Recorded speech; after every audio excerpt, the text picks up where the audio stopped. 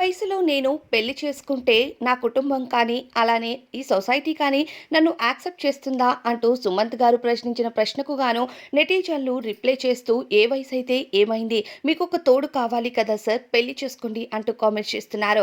ఈ మధ్య సోషల్ మీడియాలో సుమంత్‌కి సంబంధించిన పెళ్లి వార్తలు తెగ వైరల్ అయ్యాయి. మృణాల్ ఠాకూర్‌తో కలిసి దిగిన ఫోటోస్‌తో మృణాల్ గారిని రెండో వివాహం చేసుకోబోతున్నారని వార్తలు రావటంతో ఇటీవలే ఓ ఇంటర్వ్యూకి వచ్చిన సుమంత్ గారు మృణాల్ ఠాకూర్‌తో సీతారామం సినిమా టైంలో దిగిన ఫోటోస్ మాత్రమే. మా ఇద్దరి మధ్య ఎటువంటి ప్రేమ, పెళ్లి లేదు అంటూ తెలియచేశారు. మొదట కీర్తి గారిని ప్రేమించి వివాహం చేసుకున్న వీరిద్దరికీ మనస్పర్ధలు రావడంతో ఏడాదిలోనే విడాకులు తీసుకొని విడిపోయారు.